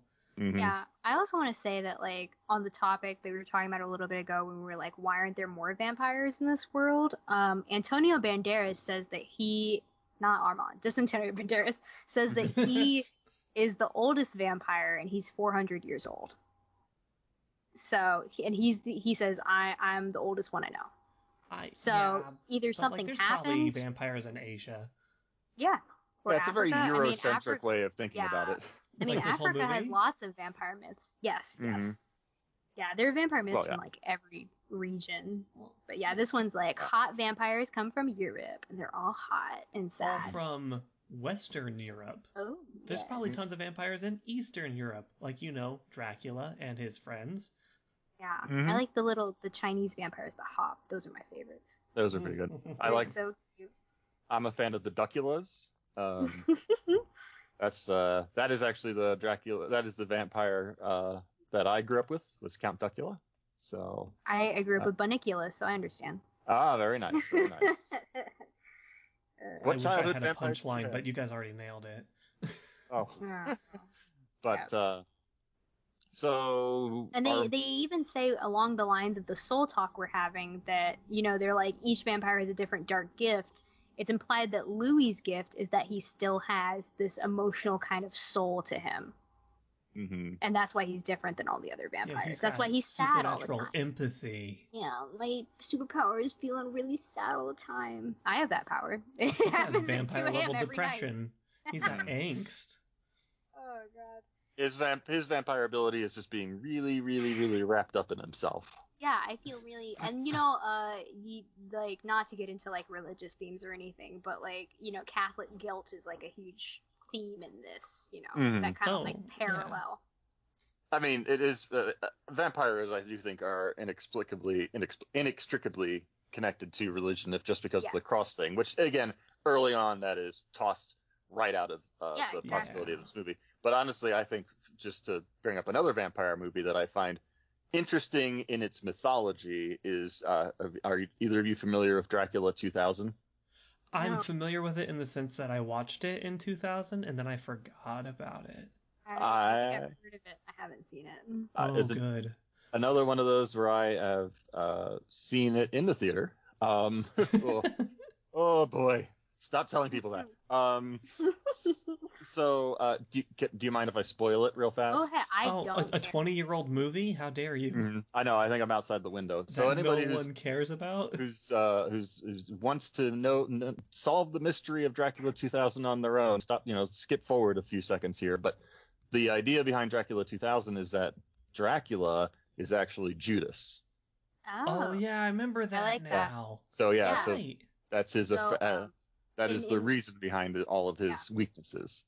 Yeah, in Vampire the Masquerade, which is very like heavily based on this, there's one thought that Cain is the original vampire, and that we are descendants of Cain, the first murderer. Yeah, then that branches into like these other kind of vampires. So it's interesting. Yeah, I like all those kind of theories. I think they're really cool. Yeah, this movie's got a lot of famous people in it. It does. Yeah, it does. What? Also, I feel like I need to watch it again, but I also don't care. I don't need to watch Louis be Louis again. I just wish they would kiss. I got so mad when they didn't kiss, and I was like, please kiss. I'm dying. They got so close, like Brad Pitt is like on his forehead, and I'm like, just kiss Antonio Banderas. Just kiss him. All of us would. Just do it. How ironic that you're the thirsty one. I know. So basically, in case we haven't been clear in our plot summary so far, our Armand shows up, knocks Louis out of the wall, and Louis then goes back to the theater during the day. And I don't know how he gets into it during the day, because he suddenly remembers it's day when he comes out of it without a plan on how to leave. But I think he just got really invested. You got to get a bunch of gasoline, whatever that was. Yeah, I believe it's like kerosene. Lamp oil. Something. Yeah, he had to get a bunch of that. He's like, I got to get 4 barrels of this stuff. Yeah, it's the power of the jump cut. He gets everything he needs, and burns the whole place down. Runs outside, starts to burn up in the sun, and Armand shows up in his fancy, sunproof carriage, and is like, come on, jump in the window. It'll look really dramatic. Dude, he scythes so many vampires, and it's totally metal. He does. He scythes Santiago right in half. Yeah, it was like the most action this movie had. I was supposed to say, like, Doom style, like... Yeah. It's a great action scene, I will say. I mean, it was rated R. It feels incredibly vindicated, like the one time Louis is just like, you know what? I'm not going to be a bitch about this. And then he, cut a bunch of people in twain. I mean, God, when Louis makes up his mind to do something, Louis fucking makes up his mind to do something. Like, he does not half-ass this. Yeah, I like that scene and the scene after. I think when in the scene after when Armand is like, come with me, it'll be great, we can like forget about all of this, and I think that's when Louis finally decides that he's gonna like deal with everything he's done personally. Yeah, he's gonna live his own life rather than be in, the shadow of older vampires who are naturally just obfuscating the means of freedom. Yeah, he's like, I have to like figure out my own shit and like take responsibility. Finally, I've hurt so many people. I mean, like, he's the one that brought Claudia there and got close enough to Armand for something horrible to happen to her. So. I do wonder though, like, this guy is like, I've got to make up for what I did. Can you though?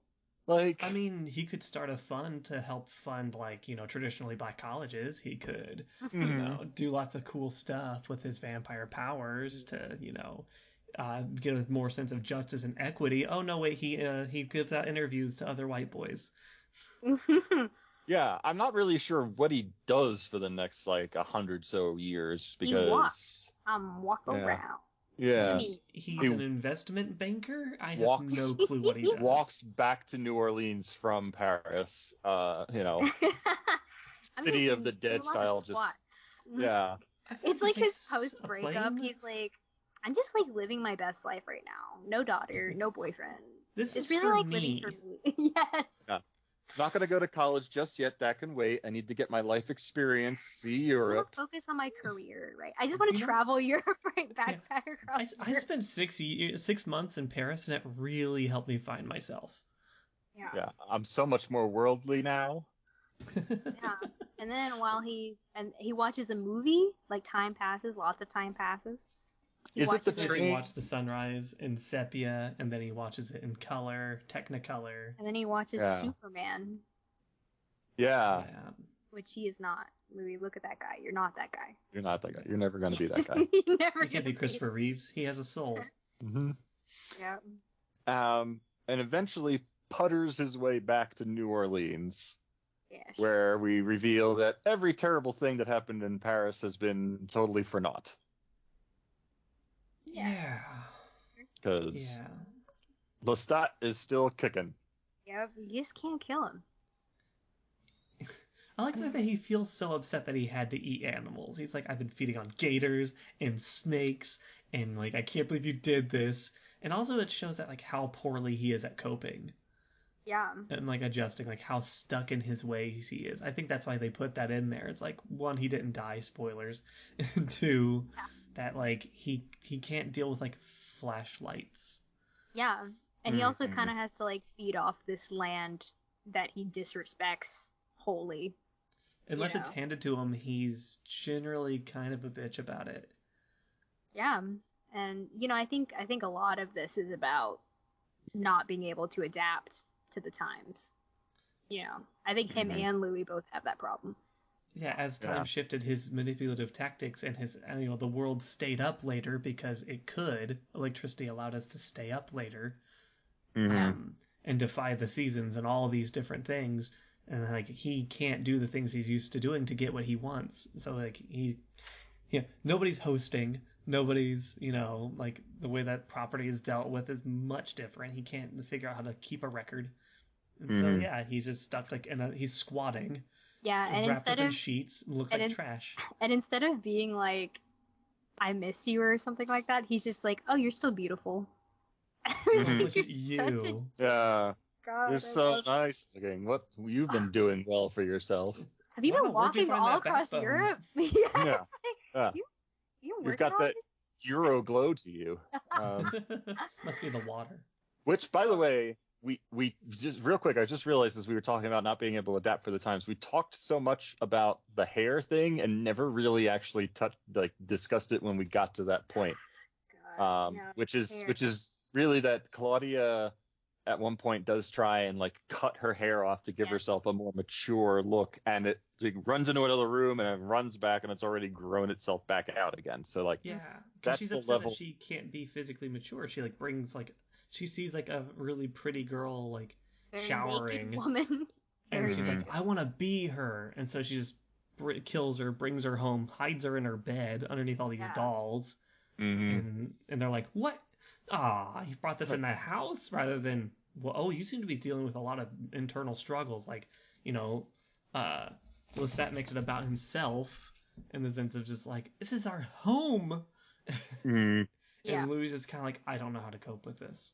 Right, I don't know what to do with this. And I don't think Louis knows anymore really how to deal with this either in the modern day. He never learned how to talk to people. He only learned how to command slaves. Yeah.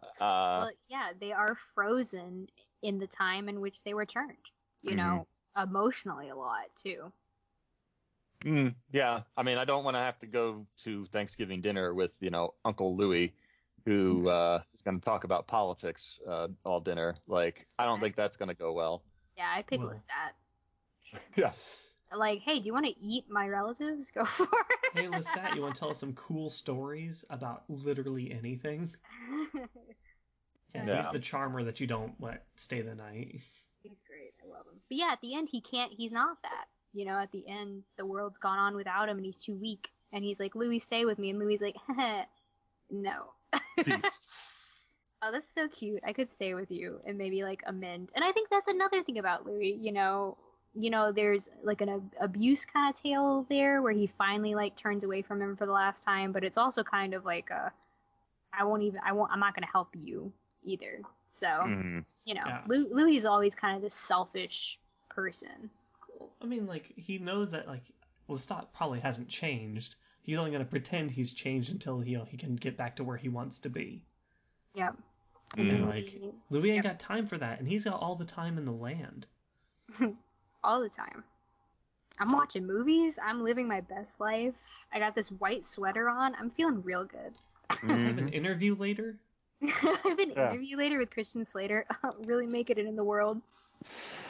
So thus ends our tale, at least as far as what Louis tells Malloy.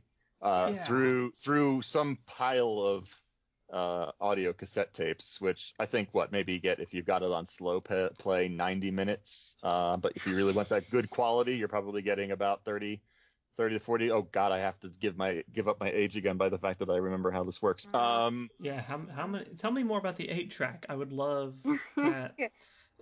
I can tell you that I've got a working 8-track player in the other room, and it's fantastic. Wow. Lestat's just like, tell me more about your 8-track. Yes. Let's again talk to each other about the greatness of the old days. Not with you, Louis. Not with you.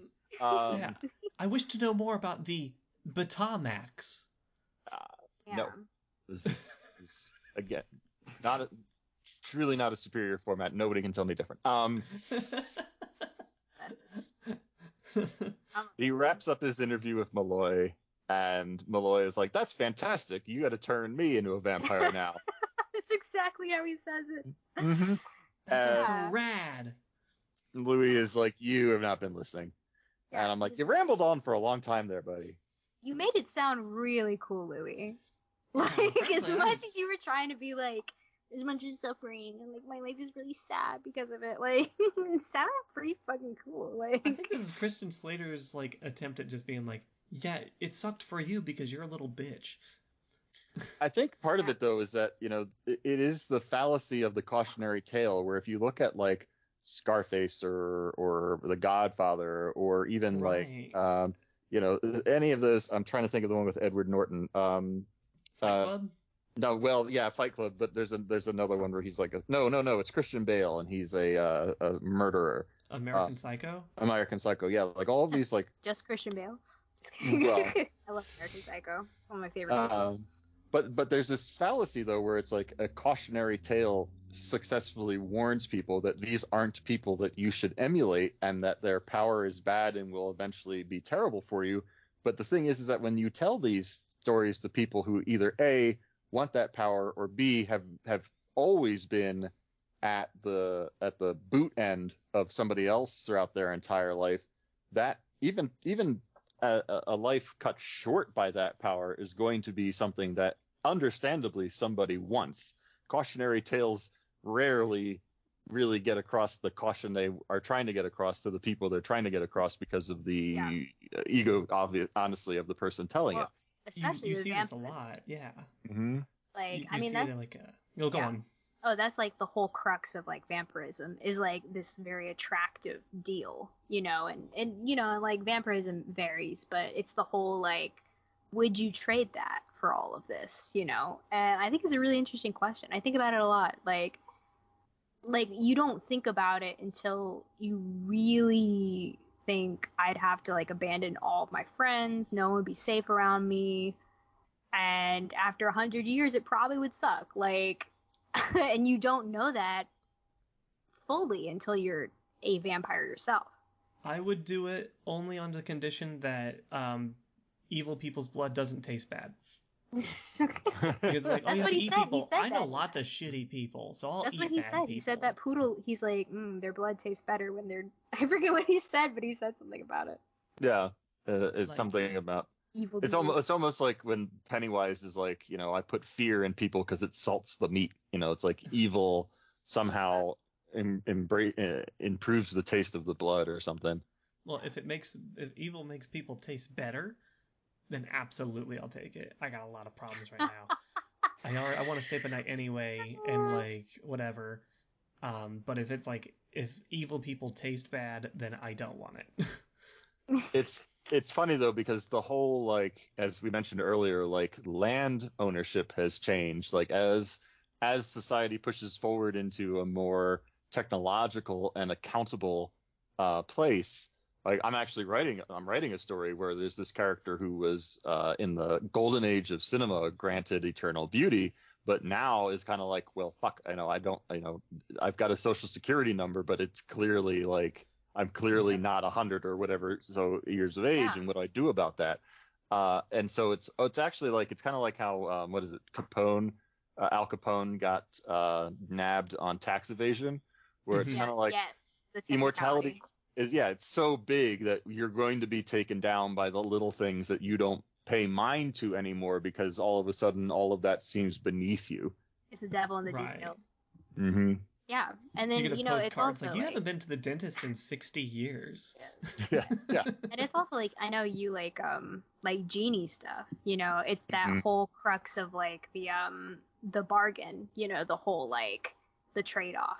I think that's always been really appealing about vampirism. Is it's like in your brain you're like, yeah, you have cool powers and like you're really sexy and it's awesome, but it wouldn't be awesome at all. You can't go out during the day. Like sunlight is incredibly harmful to you. Especially in modern day, it would be horrible. Mm-hmm. But I'd probably still do it. Yeah. I mean, I'm not gonna lie that I'm still in theory torn on the choice. Yeah. And I think to like LGBTQ people, vampires have always been really important, because it's always that theme of like the other, and I think a lot of vampiric tropes are kind of like, I think there's a big intersection with gay tropes and things like that. This kind of like flamboyant, like long-haired, seductive man, that's a pretty big gay trope too. So I think there's a lot to be said about that. Yeah, that reminds me, you wanted to talk about how gender interacts with transformation. Yeah. How exactly do you care to elaborate on that?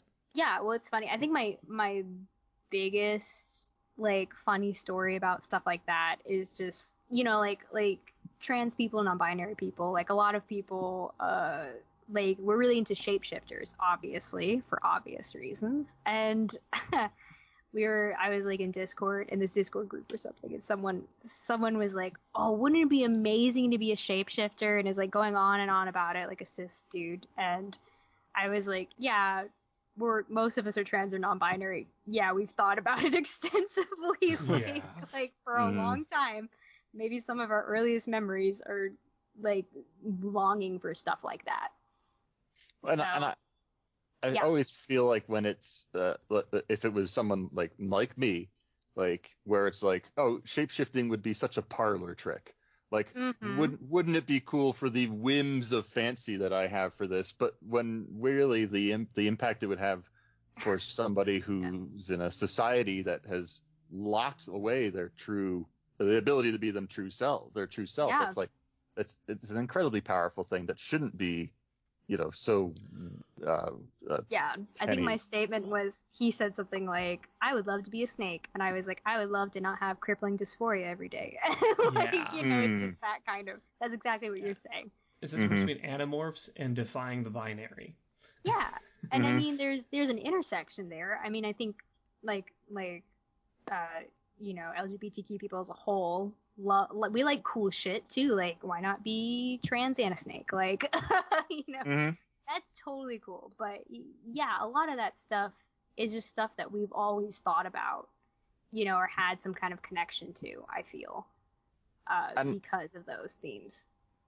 I wonder also if part of the allure of the vampire is that it also casts because everything that we as a society have decided is, acceptable or unacceptable, or the norm or the abnorm, that vampires certainly look at that and are like, this is a construct that I as a vampire am not only above but also beneath and able to totally disassemble.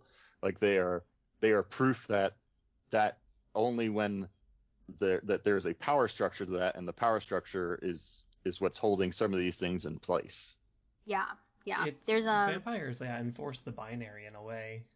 Yeah, I can see that. Like beauty norms and beauty standards and what's expected. And so it's like, if they can just naturally become what's very attractive at the time. Which is kind of funny too, because I feel like vampires would be the most like gender fluid people ever in the sense that like you're living for so long, you're not gonna tell me you don't try everything. Well, in the same sense that what was defined as masculine back in the 1700s is now seen as girly.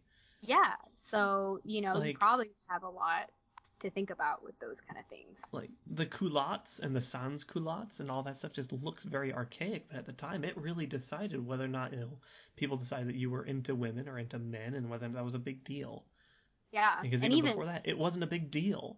And I'm sure that would be like, after living hundreds of years, would just seem so trite. It is absolutely trite, and so you would just kind of like be effective at getting whatever you wanted. Yeah, I think there's this thing called, I don't know if you guys are familiar with this term, but it's called queer coding. Yes. Yes. Yeah, and queer, just to like put it out there, like queer can be used as a slur, but it's largely been like reclaimed by the community. As you see, like LGBTQ, Q means queer. It's an umbrella term. Queer is a term. fun word. I love queer as like in the etymology of queer. Yeah. It literally just means not straight. Yeah, like, it used to mean like for sticks. Like it's sticks a huge were not umbrella straight. term. Yeah, and a lot of people identify as genderqueer. You talk about queering, and that's just like being more inclusive in things. And obviously some people are never going to be comfortable with that word, and that's okay. Like, that's totally fine if that's your experience. But that's what the term is. The term is queer coding. And they used it for villain characters a lot, or monster characters. Yes. Yes. Especially vampires. And, they're queer coded as like gay characters more often than not. And it was this idea that like, we'll make them villains, and then people will hate those tropes and traits and things. And it kind of backfired, because then we all became gay and also vampires. So we all became gay and wanted to be vampires. It's along the same vein of like when in the 90s every bad guy had a British accent. Yeah. And while the British have certainly earned that through their many, many incalculable sins, they also now were just like, British accents are hot. Well, and I think it's also like it's so fascinating to watch some of the reinventions of some of these villain characters, as you put it. Like if you look at Ursula or Scar from Little Mermaid, and there is 100% that. And I know that even in the case of Ursula, there was they were basing her character on Divine, the dragon. Divine. Yep. Yes. And the dirtiest woman alive. I'm the filthiest woman alive. I love Divine. It's fascinating now that I know in the case of Ursula that there are actually even Disney sanctioned books now, though, where she is the hero, and it's talking about her origin and her giving her power and things. And Scar is certainly shown as the like dedicated bachelor, and I think that I have not watched the remake of Lion King. I don't know if they've done more with him in the new version, but I think it would be fascinating to see more about him in a more positive light. I mean, yeah, he went some terrible places, but yeah, I think that was, and then villains have kind of even recently become like very relatable too, like the idea of the like Killmonger and Black Panther and things like that, where it's like there's a villain with the a point. Anti-hero, and then there's the like, not the hero villain, but like the likable, relatable villain. Yeah, so I think, vampires have always been very like important to LGBTQ people, and also because of that queer coding largely, it's kind of like they were supposed to be these like monsters and villains, and they ended up being like, well, that's what I feel like. I feel like someone outlied from society because of the way I am and things like that. So the way I look and the way I talk. Yeah, so it's really interesting when you think about it through that lens. Yeah. I think they kept doing that thing with vampires. Is like they're unusually, supernaturally attractive men living together, and like through like, I can't imagine that it was coincidental.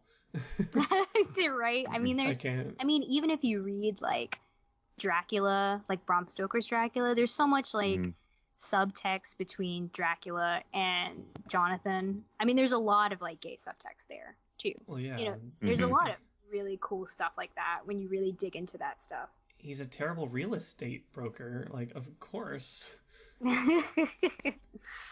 I am really curious to see where that history with these inhuman characters goes from here, but it's because of course the goal for our society and certainly for our media is to change and show that all of the gender normative and non-normative and all of that is something that we as a society need to begin to embrace. And I am just curious to see where, as this changes, are we going to continue to see vampires embraced in that form, or will we turn away from that because now we are putting another level of inhumanity to that aspect, which we're hopefully turning away from and embracing that as all one society? Yeah, it's a very complicated thing for sure, but I think more representation is definitely the way to go. Yeah. Oh yeah. And just in the Disney way of like, hey, look, this extra in this scene is like gay. Yeah, they were actually so worried when they were making this movie that it wouldn't get made that Anne Rice rewrote it to have Louis be a woman. And really? Do you want to take one guess at who they wanted to play Louis? It's hilarious. Wait, hang on. I feel like I know this. I definitely don't know this. Dig into your brain. You would never guess. It's horrific. Kim Cattrall? Nope, it was Cher. Oh. Can you imagine? The movie would not have the same impact if it was Cher. It's so awful. I would definitely watch an entirely gender swapped yes, that would remake really... of this. Oh God, I would watch one where Armand is played by Tilda Swinton. Yeah. Well, I think that's a big thing is like I think vampires do kind of a lot of the time, especially in older media, skew towards like more like bi culture or like gay male culture. Yeah, but a big lesbian vampire movie would be great. There's a great lesbian vampire comic called Redlands. Well, they're not like blatantly gay in it, but they're really awesome. Anyway, it's a really good vampire comic in general. So we've reached the point where I'm not even going to bother like trying to play out what impact is, because I think we've talked impact pretty well in regards to what becoming a vampire does to somebody in these characters. But the cause and impact are pretty clear cut. I think the question is now is this a film you would recommend somebody owning? Oh yeah. Yes. Yeah. I mean, mostly in another fact about it is this was the first like LGBTQ movie to make over $100 million in the United States. Second worldwide only to The Birdcage, rightfully so. Really? You should also own that. The Birdcage is amazing. Oh, I love The Birdcage. Yeah, it's got Robin Williams and so Kevin good. Kline and Nathan Lane. Oh, yeah. Nathan Lane, best. But yeah, I would recommend this movie. I think, like you said, It was made 25 years ago and has a lot of stuff that they probably wouldn't make today. I would love to see a remake of this. That may sound sacrilegious, but I think it'd be really cool to see this remade. I think this is a movie that can deserve to see its vision done better. Anne Rice has talked about now that the rights have reverted back to her, that she's looking to do a television series on like a premium network. Oh, that would be so good. Yeah, and I really feel like, with the considerations of our social awareness now, and perhaps hopefully forward looking in regards to that, adapting it for an episodic series is really the way to go, particularly given how expansive the book series has become since this first came out. I do think this is one of those just huge worlds that would benefit from a slower paced, well, no, not slower, but a better paced telling of all of its, gears and cogs and characters. Yep. And if you like stuff like this, play Vampire the Masquerade. V5 just came out a while ago. It's a really, really fun vampire role-playing game that takes a ton of tropes from this. So many.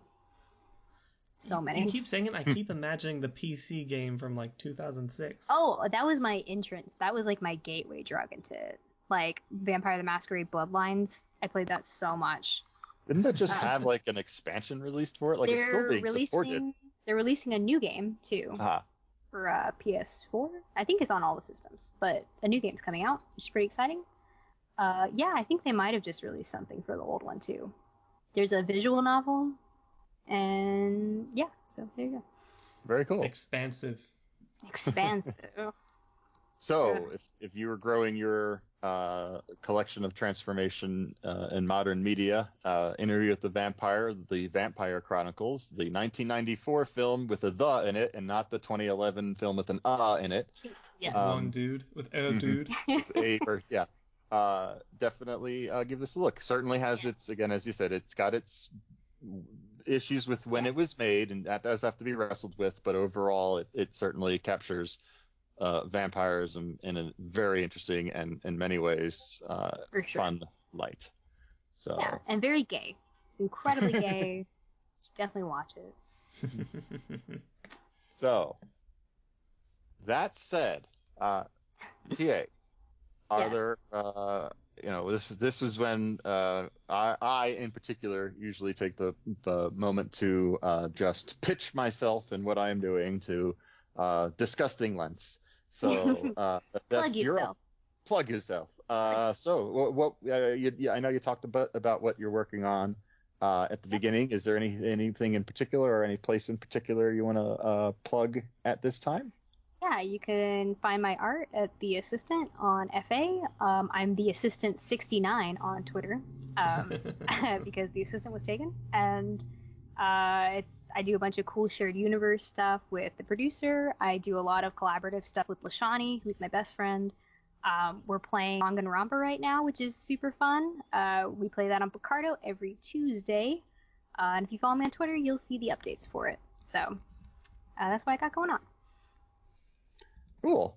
Well, if anybody would like to email us about their thoughts about our discussion on this episode, again, we always think that there's more opinions and more viewpoints and more ways of looking at things than we necessarily bring to the conversation. So please email us at modmetapodcast@gmail.com. We're always happy to hear from you.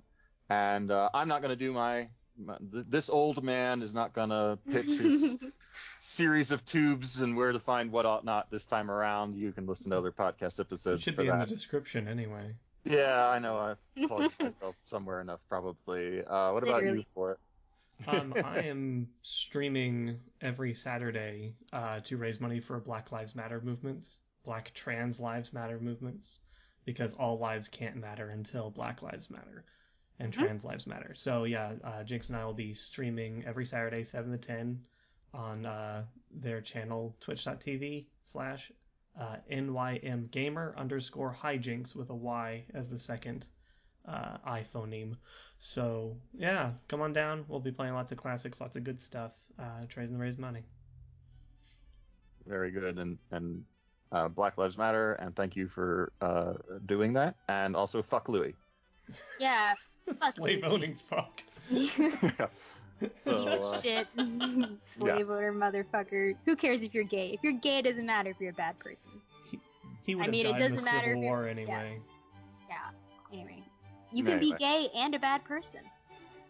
Yep. You can be the victim of an abusive relationship and still a shitty person. That's what representation means? That's what representation means. This is TA, and I'm a menace to society. Thank you for tuning in. This has been Dan Standing, definitely talking outside of his knowledge realm, and thank you for listening. This is Alex Fort talking within his medium knowledge realm. So, thank you, everybody. Have a good night. Yeah. Bye.